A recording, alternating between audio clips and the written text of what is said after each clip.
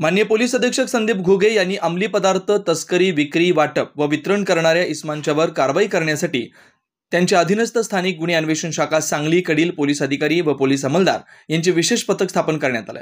त्या अनुषंगाने दिनांक 17/3/2025 रोजी स्थानिक गुन्हे अन्वेषण शाखेकडील सहाय्यक पोलीस निरीक्षक नितीन सावंत यांच्या पथकामधील पोलीस हेड कॉन्स्टेबल आमसिद्दा खोत व पोलीस हेड कॉन्स्टेबल संकेत मगदूम यांना त्यांच्या बातमीदाराकडून बातमी मिळाली की इसम नामे अमीर मुसा जमादार राहणार हनुमान नगर सांगली हा संजय नगर मधील मंगळवार बाजार इथं असल्या महानगरपालिकेच्या गाळ्यासमोर तयार गांजा माल विक्री करता घेऊन येणार आहे।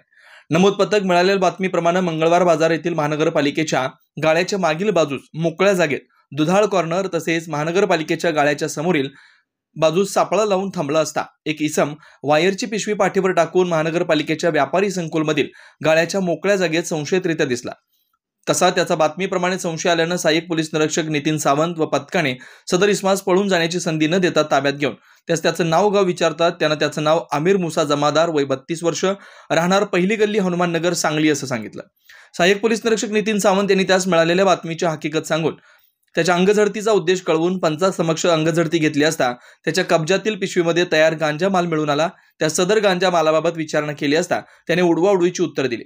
सहाय्यक पोलीस निरीक्षक नितीन सावंत यांनी त्यास विश्वासात घेऊन त्याच्याकडे चौकशी केली असता त्याने सदरचा गांजा माल त्याचा मित्र सलमान कमरुद्दीन मुल्ला राहणार कनवाड तालुका शिरोळ जिल्हा कोल्हापूर याने विक्री करण्याकरता दिला असल्याचं सांगितलं। लागलीच सदर आरोपी व गांजा माल सहाय्यक पोलीस निरीक्षक नितीन सावंत यांनी पंचासमक्ष जप्त केला। सदर आरोपी व जप्त मुद्देमाल पुढील तपासकामी संजयनगर पोलीस ठाण्याच्या ताब्यात देण्यात आला। याबाबत वरील प्रमाणे गुन्हा दाखल करण्यात आलाय। पुढील तपास संजयनगर पोलीस ठाणे करताय।